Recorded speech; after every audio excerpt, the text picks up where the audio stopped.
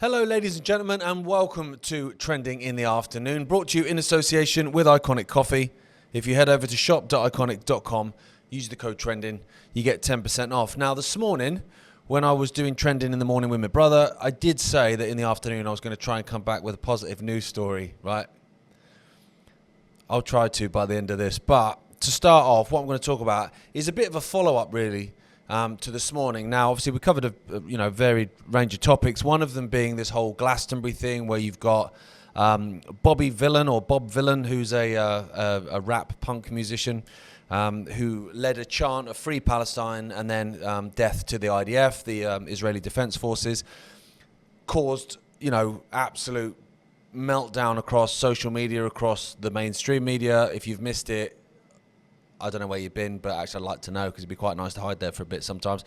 Now, this is the extension to that. So the State Department, so the United States State Department, is taking steps to revoke Bob Vylan's visas before his upcoming US tour. The US will not issue visas to foreigners who support terrorists, a spokesperson said. Well, it kind of depends on who the terrorist is, and that changes because the new suit-wearing, liberating, freedom-fighting leader of Syria was a FBI-wanted, head-chopping terrorist about 25 minutes ago. So it's funny how things change.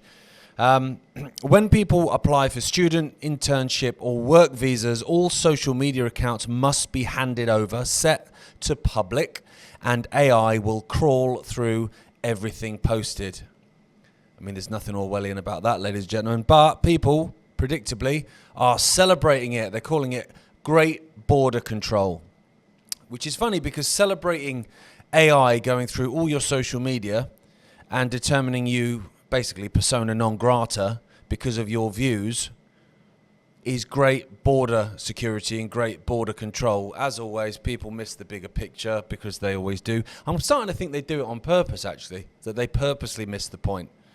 Now, it's sold in a way to stop terrorist sympathizers entering the country. That's the wording, obviously, that the State Department has said they'll not issue visas to foreigners who support terrorists. Like I say, well, define terrorist. That changes. Terrorist sympathizer, you might have noticed this, is just a way of smearing anyone in the last 2 years that's basically spoken up for the Palestinians, that's spoken against the actions of the IDF, the actions of the Israeli Defense Forces, of Benjamin Netanyahu, who is a wanted war criminal. And a lot of those people calling it out are Jewish people and are people in Israel. There's been mass protests against Netanyahu going back years because the guy's as corrupt as they get. He's as bent as a 6-bob note. And he's not well liked. And what seems to happen is every time he's about to face corruption charges or about to basically lose his presidency, his prime ministership, he seems to go to war. It seems to happen just like that. Oh, do they not like? Am I not high in public? Right, war. Send the boys in. I'm sure that's a coincidence. Now, I'm old enough to remember when, if you spoke out against Israel in any way, its actions, whether it's bombing and killing civilians or whatever, starving civilians, determining how much aid, how much food's allowed into Gaza based on calories per head of population, all before October 7th, because it didn't actually start that day. I don't know if you knew that. If you spoke out against that because it's immoral and barbaric, you were called an anti-Semite. Now, that's lost all meaning. They basically overdid that. It's like tomato ketchup, like that. Anti-Semite. But you remember the old glass bottles? We had no real control over it. Suddenly it was all over. Cheers, dinner's ruined. They basically did that with the anti-Semitism smear. So it stopped meaning anything. So they've moved now to terrorist sympathizers, hate marches, and all that kind of stuff. Predictably, obviously, it's the same thing they did to a lot of people watching this that are probably aligned with that, saying, yeah, they are hate marches, yeah, they are terrorist sympathizers. Well, yeah, you're saying that because you've been told to say that, because that's what the media's repeatedly said to you, and that's what your so-called influencers have repeatedly said to you. But these were the same people that were calling you hate marchers and bigots and idiots and COVID idiots and granny killers when you were marching. It's funny how it works.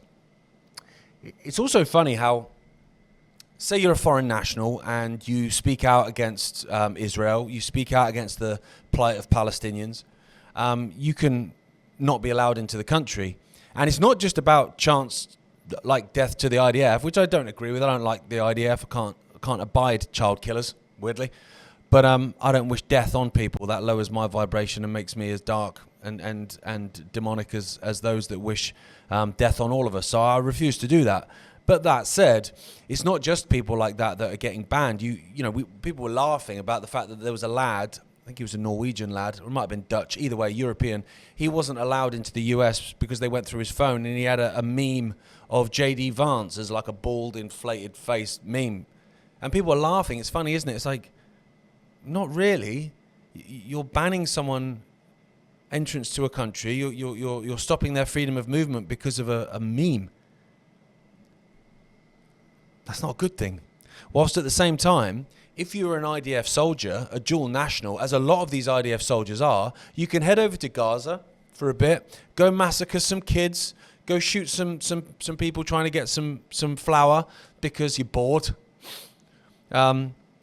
These are things that have actually been said by IDF soldiers and reported in Haaretz, an Israeli news outlet, saying that these people were given basically orders to shoot on sight, shoot at will, whatever. We shot people because we were bored. And you're offended at a guy shouting on a stage. But these guys can go and do that. They can go to Gaza, massacre some people, do whatever, and then come straight back into the United States, just get on with their life. Not a problem. It's fine. But if you say something on social media, you aren't coming in. What I will say though, and this is, I don't know if people need to hear this. I've spoken out about Palestine for, oh my goodness me, over 20 years probably. So I find it quite frustrating when I see people out there saying, oh, people are only talking about Palestine because it's trendy. And there may well be some people like that, to be fair. It's all virtue signaling. I don't care about Palestinians, and you don't either. You're only saying it because you think it's virtuous. No. But that said, this whole thing, it's not actually about Israel-Palestine. Any of this, actually. It's about controlling the population, controlling what people say, controlling what people can do based on what they say. It's all about mass censorship.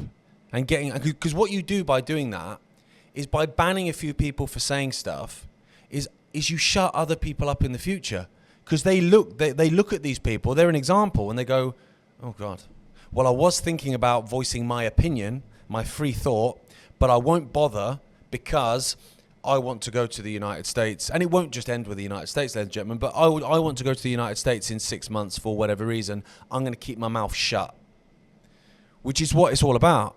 And it sets a precedent. It becomes the norm. And what I would say to people, and what I mean by this when I say it's not about Israel-Palestine, is not everyone aligns with the government. I don't know how many times I've said this. Not everyone aligns with the government all the time. And the irony is, right, is a lot of those on the left and right, the Overton windows move so much, I don't even know where I am anymore. I don't really care. Because I don't like to be pigeonholed anyway. But how it always was generally is that those on the left would have more sympathy for the plight of the Palestinians. They tended to be more anti-war and more pro-freedom, actually. That's changed in recent years. And then you've got those on the right, which would normally align with Israel generally. But actually, in the last 5 years with COVID, they actually kind of stood up and stepped up to the plate when it came to freedom of speech, right? So that was interesting. I found myself aligning with the right, and then I aligned with the left on this, and so I'm homeless, and that's fine. But what happened with cancel culture before, because cancel culture was very much a woke leftist thing, right? So people on the right were getting cancelled left, right, and centre. They were getting cancelled throughout COVID. All of us did. Shadow banned, accounts deleted, the lot. And these lot, a lot of people on this side, cheered that on. Because good, you're all granny killers and idiots and science deniers, right? And then what's happened, and I remember saying it at the time, not everyone aligns with the government all the time. Under Biden, you might think you're winning now, but the game changes. And so what happens is when these censorship and anti-free speech legislation and stuff comes into play, it's not brought in to just be used on people you don't like. It's brought in to be used on you as well in the future. So now what we're seeing is people being denied entry to the United States based on views supportive of Palestine, when a lot of, not all, but a lot of those people would have supported the censorship, the banning of people like my dad from Europe, and deletion of accounts on COVID-related stuff. So we've already got an example of how cheering on censorship and silencing and condemnation and demonization then comes back and bites you in the arsehole. Well, now what's happening is the people on the right are now going, ha, now it's happening to you too. Good. But that pendulum swings again in the future, and it comes back on you again. And so what you have is you have two sides which are part of the one human family that's being pitched against each other all the time, because that's how the demons that operate above all of us, that's how they win, is by getting us to fight each other, rather than us aligning and going, do you know what, actually, we've been massively censored and silenced and demonized and banned, and now you're being massively silenced, demonized and banned. Why don't we join forces and go, right, we're not having it. You can have your opinion, I might not like it, and you can have your opinion, I might not like it either, but I will fight for your right to have it, right? That's the sensible, libertarian, freedom-loving, free speech for all, absolutist attitude.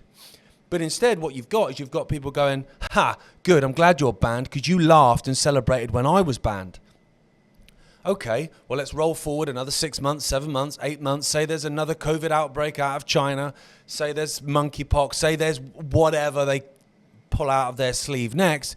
Then what will happen is the people on the so-called right, they'll start getting banned again. And let's be honest, what will people on the left that are getting banned now do? They'll celebrate it. And they'll go, yeah, where were you when we were getting banned for speaking up for Palestinians? And what happens? Both sides get banned, both sides get silenced, both sides get marginalized, and both sides lose. It's the point, it's the idea. And so I find it so strange to see people cheering this on, to see people cheering on the fact that AI, we used to warn about AI. Now suddenly, Grok, what's this? Well, Grok's going to tell you what Grok's been told to tell you, isn't he, she, they, them? It's the whole point of it. Suddenly AI becomes the bastion of truth. You see it all the time when people say stuff. Grok, is this true? You may as well say, Daddy, is this true? Oh, yeah, Daddy says it's not true. Doesn't mean it's not true. Just means you're not supposed to know about it. So frustrating. And when it becomes the norm, and it is becoming the norm, but as it becomes the norm more and more and more and more, it's, like I say, it's used against everyone. But what happens is each side, when it's used against their so-called opponent, even though we're one human family being manipulated to hate each other, when the other side is getting pulled down a peg or two, we're too busy freaking winning to speak up. And that side was too busy winning under Biden. And this side's now too busy winning under Trump. You can apply the same to different countries. It's just so massively amplified in the United States. And of course, this story is related to the United States. That's why I'm using those examples. But you can apply it everywhere. Of course you can. Honestly, we need to speak up for people that we disagree with. And this is coming from someone, let's have it right, this is coming from someone whose my adult life and a lot of my childhood was just getting abuse. Do you know what I mean? You grow a thicker skin and you go, all right, I get it now when people have a go and they say stuff. And I just think to myself, knobhead, I get on with my day. I don't want them silenced. I don't want them banned. I don't want them kicked off social media. They can say what they want. Doesn't mean it's true. Do you know what I mean? What am I? Transgender Freemason who can't possibly itch my eye because every time I do that, do you know what I mean? Pulling the trouser leg up. But people are allowed to say it. Doesn't bother me. It's fine. Because I'm a free speech absolutist. I'm not just a pretend free speechist, which is I believe in free speech as long as I align with that speech. And if I don't, then, well, to hell with you. Because there's such arrogance with that. And both sides guilty of it. It's the arrogance of I'm right, and therefore if I'm right and you don't align with me, you must be wrong. You must be by definition, and if you're wrong, well, who gives a shit if you're silenced? Who gives a shit if you're banned from going to a country? Who gives a shit if you've worked most of your life and all the way through university to get a scholarship somewhere to better yourself and make a life for yourself and a career, and you can't do that now because you voiced opposition to a genocide? I don't care because I don't align with you. It's pathetic. But I did promise a good news story. So, it's very sunny outside. I don't know if you know that, if you're in the United Kingdom, if you've looked out the window, but it's really sunny. And it's so sunny, in fact, that the BBC is warning us about it. It's telling us to be careful. That's a good thing, isn't it? It's the summer, and it's warm, and it's nice. Get some vitamin D on your skin. Everyone's happier. I said this last week. Everyone's happier when the sun's shining. But they want to urinate on everyone's parade. You can't possibly be happy. You can't enjoy anything. So the best way to fight back against that is to enjoy stuff, is to laugh and be joyous and have fun. So that's what I'm going to do this afternoon. Again, I'm going to go out stomping in the countryside in the beautiful heat. And if you do the same, I'm sure you'll have a great time, whatever you do, despite the fact that we're all gonna die. Thanks for tuning in. As always, Trending in the Afternoon and Trending in general is brought to you in association with Iconic Coffee. If you head over to shop.iconic.com and use the code TRENDING, you get 10% off. See you later. I'll see you in the morning.